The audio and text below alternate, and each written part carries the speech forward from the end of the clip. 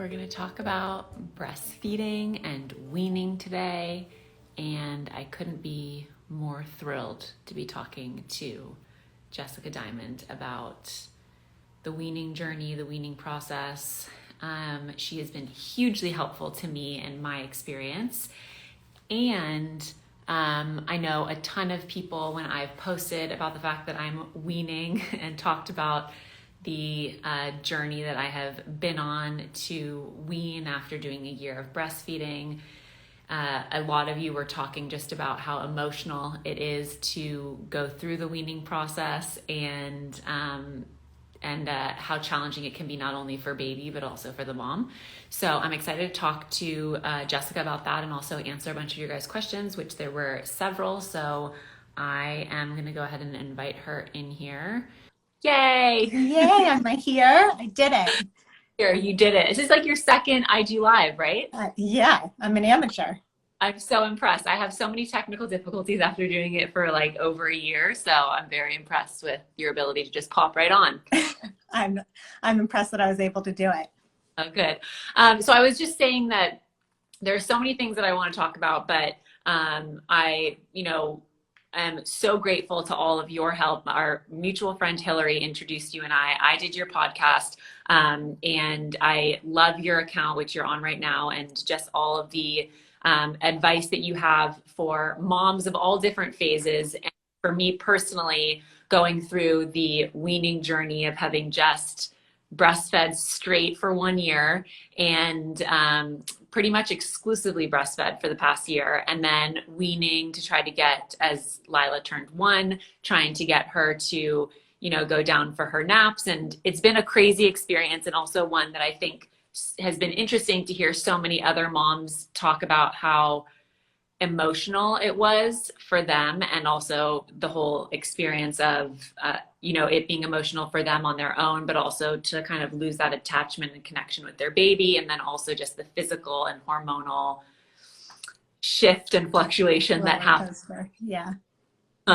So I think like we got a bunch of questions, but I think first we can start with like maybe for people who are wondering about the weaning process, what that looks like in your version of weaning, which I've found to be very unique and different than other versions of weaning. Well, first of all, thanks for having me. I adore you. I adore Hillary. I'm so grateful she introduced us. And I love this platform. So I'm so excited to talk about this. I think when we talk about weaning down from breastfeeding, there's no one size fits all. And honestly, every person's breastfeeding experience is so different. And every kid responds so differently. And so I think it's really important that you look at what's working for you. When are you emotionally ready to do it? There's no exact time or right time. The right time is when you're ready to do it. And so it's a gradual process is always preferred over just a cold turkey, really fast process, just for your own body, your own hormones, your own boobs, just so how they actually look, right, when they go back down. Risk of infection, but also for your kid. I think the gradual process, if it's possible, is always preferred. Yeah. I say that, and I had to wean in like 1 day, so I didn't do gradual, but I always try to walk clients through a gradual process and listening to your body, and just there's no one size fits all. Yeah. I mean, I think like there's so much talk about sleep training and weaning, and then also a lot of the time that two kind of go hand in hand with each other. And then you hear, I hear most about this kind of cold turkey, much more extreme or harsh version of sleep training and also weaning. And what I loved with my experience with you is that it was really very gentle for both me and for Lila, but also there was a lot of, communication between her and I, even though, she's a 1-year-old and can't necessarily understand everything that I'm saying. There was a lot of intention there when it came to putting her down in her crib, having her fall asleep on her own, giving her a little lovey or a stuffed animal or something to be able to find comfort in that. Can you speak a little bit about your method with that and how it kind of differs from others? Absolutely. I think what you just said kind of it just nails it, because there is a very big difference between holding boundaries and doing something harsh. And I think so many times we we're just flooded with information that there's like this one way to do it, and we have to just be super strict and not loving in the process, and just whatever we do, we have to stick to it. And no matter what our children is saying to us, that's the way we have to do it. And instead, I like an approach where you hold a boundary in a really loving way, right? With Lila, it's not like when you were ready to drop a feeding, it's not like, okay, we're dropping the feeding now, you don't get any kind of attention with mom. I think one of the biggest things with weaning, that's the biggest misconception, is we think we have to stay away from our kid when we're weaning down breastfeeding. And actually it's the opposite, because what they're looking for is actually really that attention and attachment with you. And so if you can transfer it to your milk to a cup, or what depends on the age, formula to a cup or a bottle, or milk to a cup, and you can actually keep them close to you, you're holding that boundary of we're weaning, but I'm also listening to my kid and giving them that attachment that they're craving. And so I think that's the biggest misconception when it comes to weaning, is that you have to stay far away from your child, out of sight, out of mind, and they won't even kind of notice. And instead they know what's going on. So communicating with them and being gentle in the process, but also knowing that it's time to wean. Kids do super well when things are consistent and when they're talked to, no matter the age that they're at. Yeah.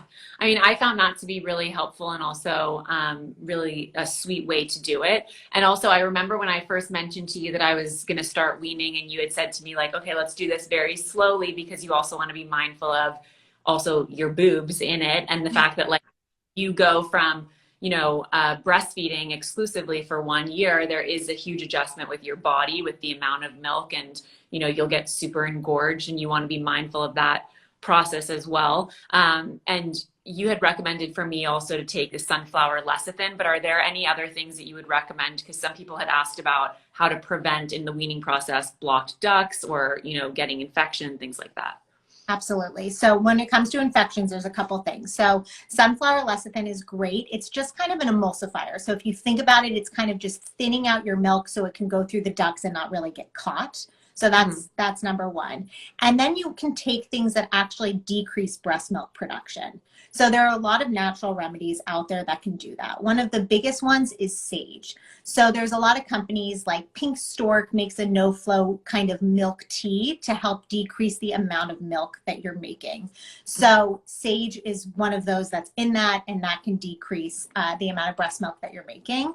And then for the engorgement itself, there's a lot of things we can do. So you want to start relieving that pressure that you feel only to comfort, right? You're not completely emptying your breast when you start to wean. You're just doing it so you're taking kind of that just intense kind of pain or discomfort away.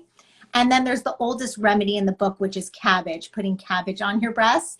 And Frida Baby took that idea, and they made these really cool breast masks that use the same idea of what cabbage does, that you can put on for engorgement. But if you don't have that, ice is a major one. The biggest thing that used to be thought is that you would bind your boobs, like maybe wear a tight sports bra or something like that. That's something you definitely don't want to do. Binding can increase your risk for mastitis or an infection weaning down. So you want to be gentle with your breasts, and from an aesthetic standpoint, the more gradual you wean down, the better it is, because then your breasts can kind of bounce back to some form, right?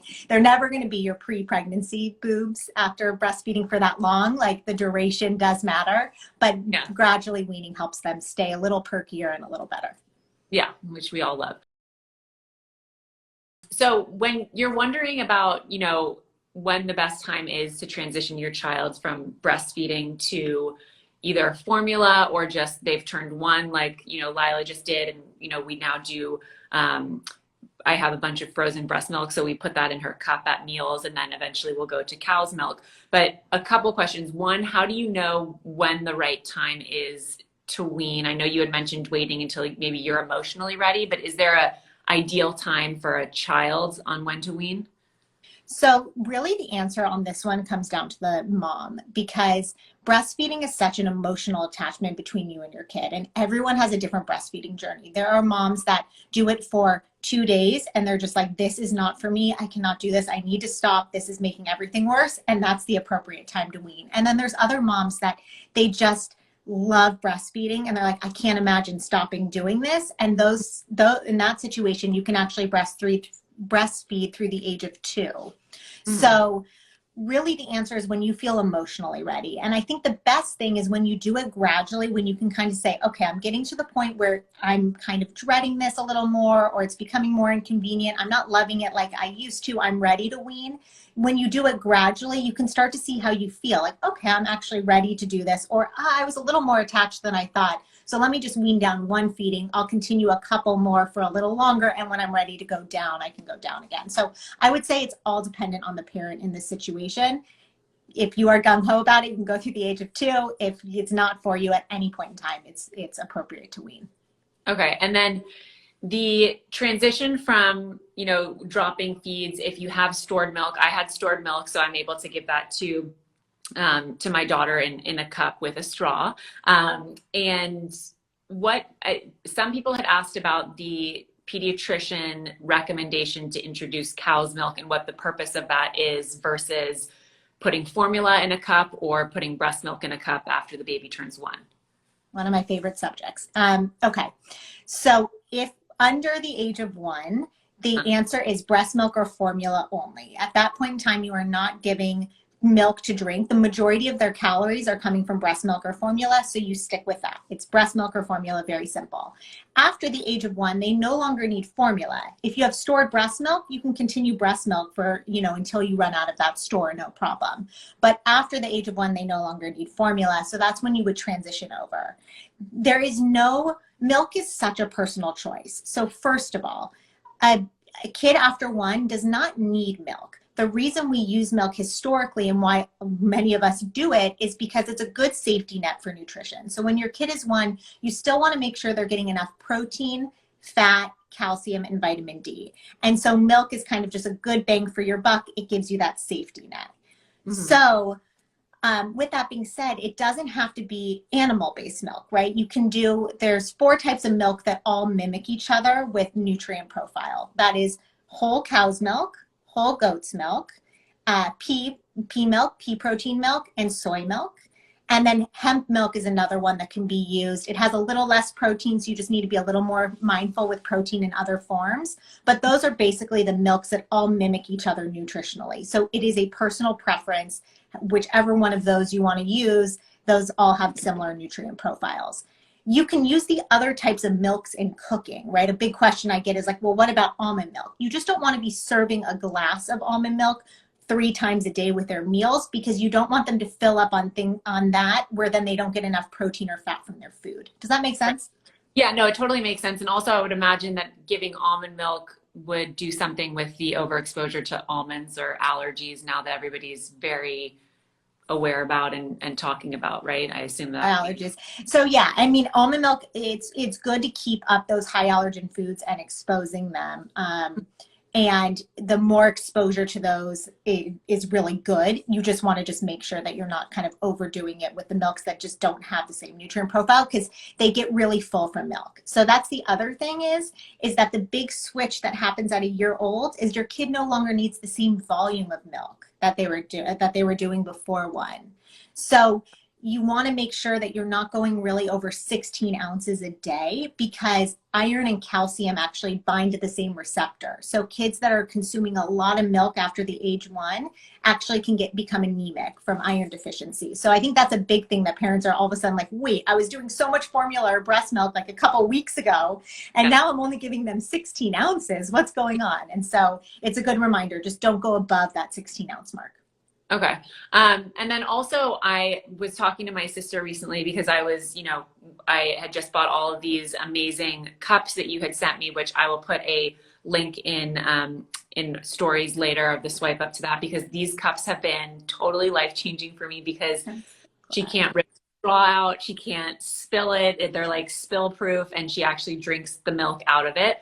But the whole process of introducing milk in the beginning, I mean, you had told me she's going to spit it out. She's not going to like it in the beginning, which was helpful to know because she did just that. And then the whole kind of transition from, even if they had water before, switching over to straw cups at the age of 1. I know you talked recently on Meaningful Living with Haley about her transitions, because she also has a 1-year-old and just all of that that comes along with that. But can you talk a little bit about the importance of a transition to a straw cup from a sippy cup or a bottle after one? Absolutely. Absolutely. It's actually so much simpler than the world makes us think it is, right? Like there's so many products that you can find on Amazon these days, and really it's a lot simpler. So under the age of 1, with water, you can introduce an open lid cup and a straw cup.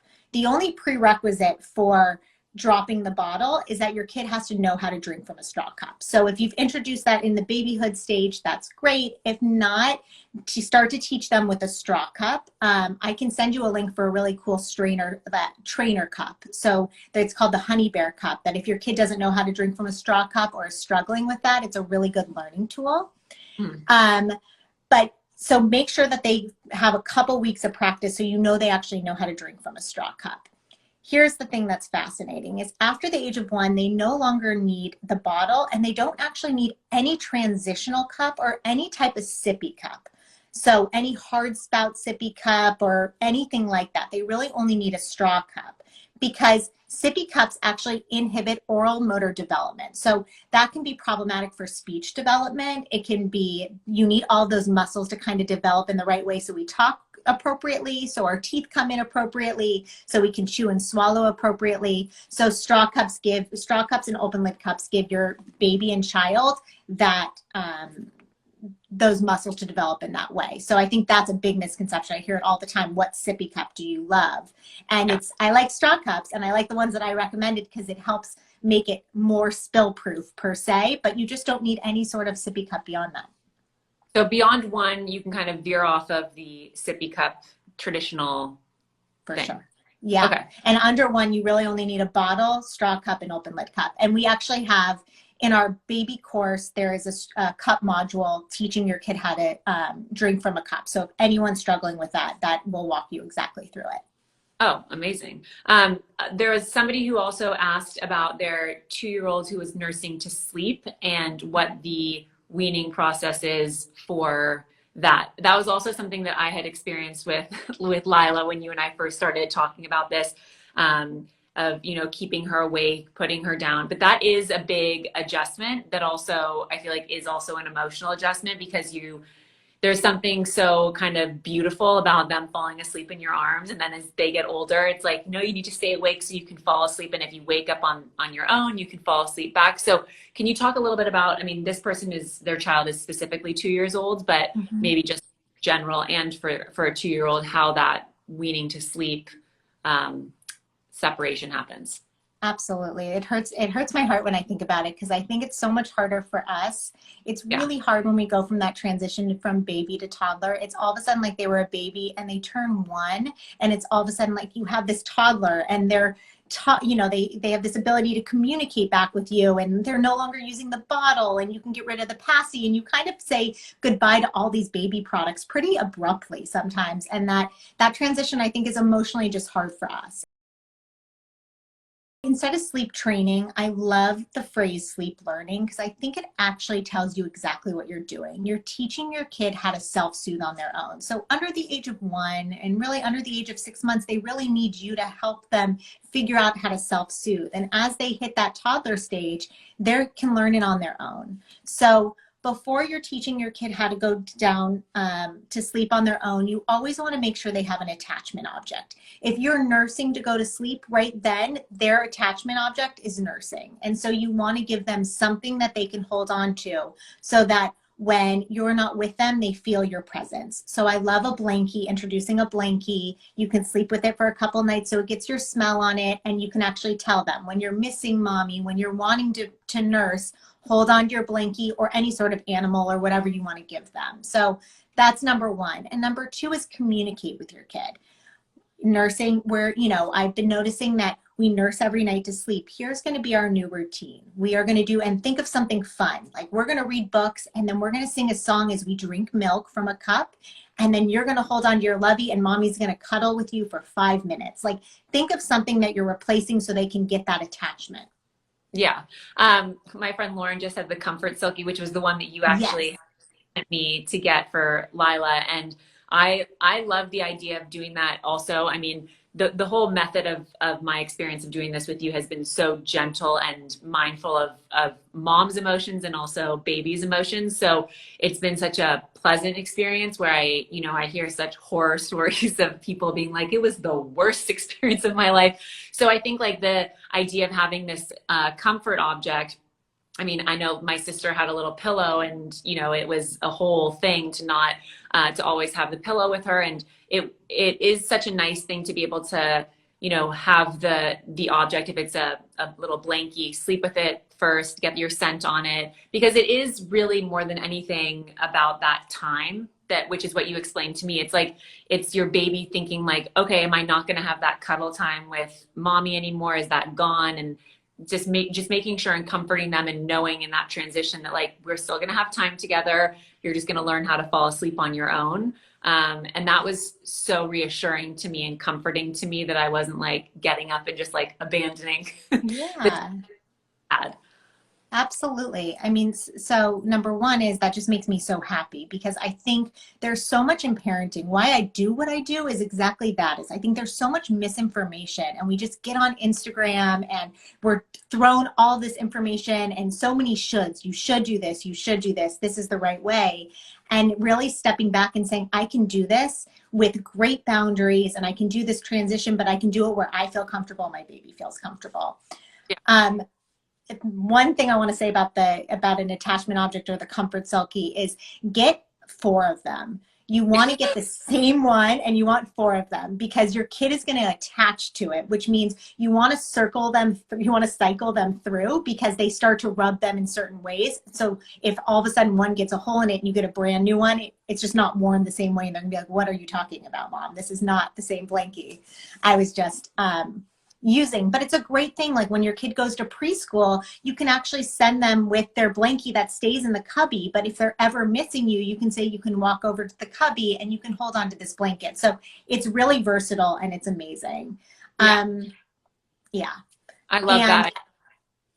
I'll say one more thing about the overnight, because I think with you, we experienced this, but any babies and kids, when they wake up in the middle of the night and they want that nursing session or they want that feed, the best thing to do is that I think as parents, we need to know our kid is not hungry to be able to drop that feeding. Right. And so my rule of thumb is to decrease every night the amount you're giving by 1 ounce. So you want to preempt it. So you want to wake them up, not wake them up, but go in to feed them about 30 minutes to an hour before they normally wake up. And then every night wean it down by 1 ounce at a time so that they have enough time during the day to increase those calories so you know that they can make that transition.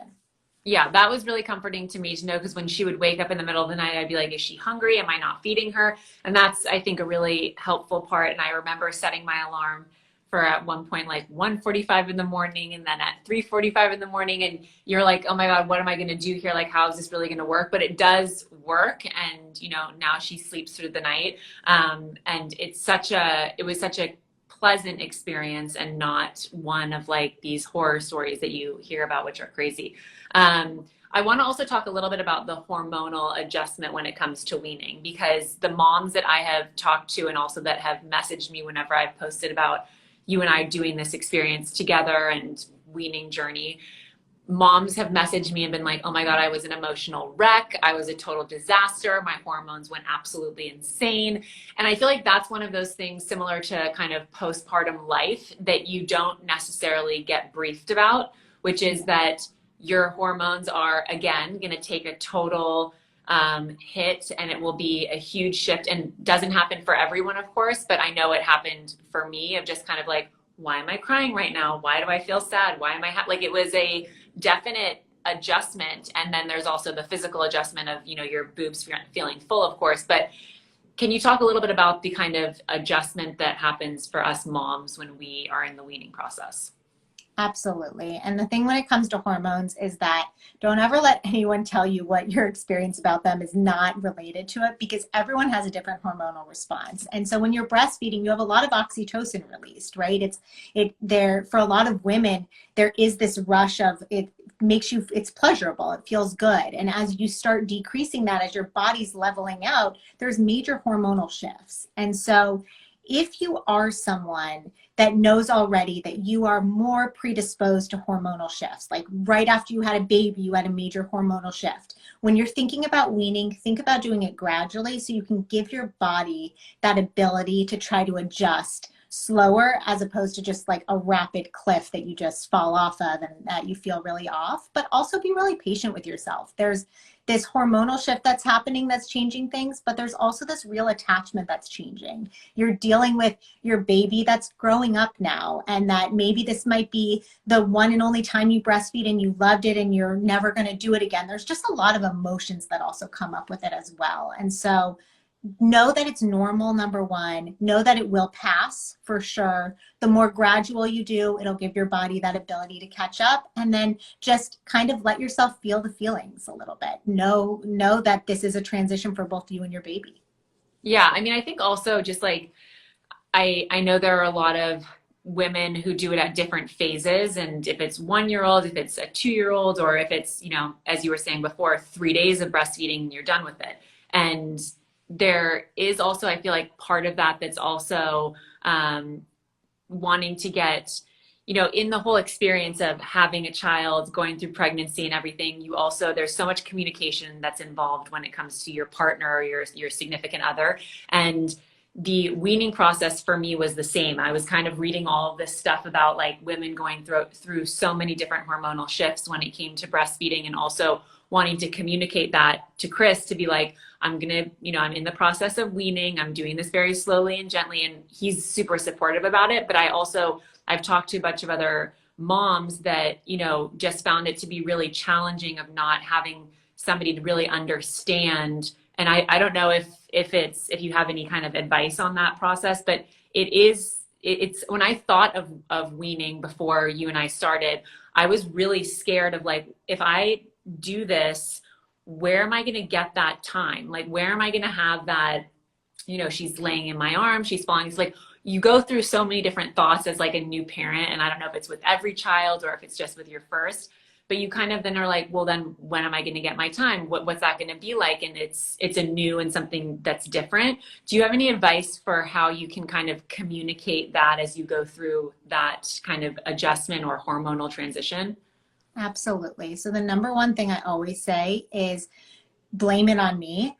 Not in the sense of like, you know, it's my fault, but saying to your partner, like, listen, I heard this dietitian speak about this process and it's different for every woman, but I want you to know that I'm going through this and I might have some hormonal shifts. And when I'm going through that, here's just the one thing that you can do to support me. I think that partners when we're having a hard time, they don't always know how to comfort us, especially when you're tackling new territory. So if you can sit back and just kind of really be intentional and think, you know, what would be really helpful is if you just gave me a hug before I went into the room in the middle of the night when I got up. Like, if you could just do that. Or in the morning, if you could check in on me and say these 3 things. Like, give them very specific guidance, but also just say, Jess told me this could happen, and so I just want you to be aware. I'm going to be very open and honest about it, and I'm going to just need a little more support for the next week, 2 weeks, month as I'm going through this. Mm-hmm. Awesome. And then for people who are thinking of doing the weaning process, or, you know, doing it eventually, what is a typical time frame for weaning for a child? Yeah. So it all depends kind of the age that you're doing it, right? The older the child, the less feedings you're doing anyway. So it's a little easier. Here's the approach. The first thing you're going to do is you're going to look at how many times you're feeding in a day, and you are going to choose either your least favorite feeding. We all have those, like the one that we dread more, right? I think the morning and night ones are more of like the cuddly, nice sessions. Those are usually the ones that are dropped last. So choose the one that either you like the least or you produce the least amount of milk during. And that's the first one to start to approach to cut down. So if you can, and if you have the luxury of time to wean, you're going to cut down basically each feeding. You can cut it down every couple days. So every like 2 to 3 days, you can eliminate a feeding. So it usually comes down to, for most women, I would say a typical weaning period can be around 2 to 3 weeks, but it's really fluid. If your kid starts teething during weaning, that's going to kind of throw a wrench right in the plan, or so there's different types of things. Some babies are sleep trained before they're weaned, and so then it's a different process. It's just during the day, whereas you might have to tackle nights. So what I always say is start with tackling the night. If your kid's not sleeping through the night, start there, decrease an ounce every night so they're not hungry, let them catch up during the day, and then start eliminating those day feeds a couple days at a time. Yeah, that's very helpful, and also I think encouraging, because if you kind of give yourself that idea of how long that will take, you can have kind of, or at least for me, I have like an idea of when that will happen. Totally. We need a goal, right? We need something in sight and some sort of expectation. For sure. And then my sister actually sent me, because she knows I've been so vocal about my breastfeeding experience and journey. And I saw that Time magazine just had this article come out that was talking about moms who've had babies during this pandemic and the pressure to breastfeed because you're kind of home, and what else would you do? And then also, if you get the vaccine and there's possible antibodies, you should continue to breastfeed. Have you seen that with people that you've worked with, of just kind of like, because I even look at my own journey, and I don't know that I would have breastfed for 1 full year had I not been home and able to breastfeed, because otherwise, you take a pump around with you, and that's a whole thing. And we've talked on BDA Baby just a lot about the pressure that women put on themselves to breastfeed, even if, you're bleeding, you're uncomfortable, you get an infection, etc. But I don't know if that's something that you've seen with people, just, putting the pressure on yourself to breastfeed more so during this time that we're in than normal. Absolutely. I think there is so much pressure all the time. And over the past year to two, that pressure has just skyrocketed because we're more alone than we ever have been. And so as opposed to having different types of supports where we kind of see what we should be doing, and then we don't have the external almost excuses that gave us permission to listen to what our instinct was before. So I think what's happening is that before we had excuses that were excuses that really helped us to listen to what our internally what was happening. And now it's like, oh, we don't have that excuse, so I must do something that I don't like to do because it's good for my baby or child. And I think the story that Haley and I always talk about is that for breastfeeding, sometimes it works for some people and it's an amazing journey, and there are benefits to breast milk and it's wonderful. For other parents, that is something that not only do you dread, you can feel miserable doing. And what I want to say to every parent is the same advice I gave to Haley then, which is a happy parent is a happy child. And so if you have normal, typical struggles and you want to breastfeed, and that's something really important to you, reach out for help and get guidance. But if you know this is something not for me, I don't want to do this, I'm miserable when I'm doing it, your child also feels that. And so it's really important that you make a decision where you say, you know what, this is not for me, and I'm going to be confident over that, and I'm going to choose a different route. And that a happy parent is a happy child. And I promise you, I've seen that. I've had parents over the past year just calling me in tears. Like, everyone's telling me you're home, why not just continue breastfeeding? And they're sitting there feeding their baby, crying the entire time and like pushing off feeding because they don't even want to start. So listen to what's going on, reach out for support, but to know whatever your journey is, it's the right journey for you and your baby. Yeah. I mean, I think that there's so much conversation around breastfeeding formula, and obviously there's been so much history for so long of the breast is best.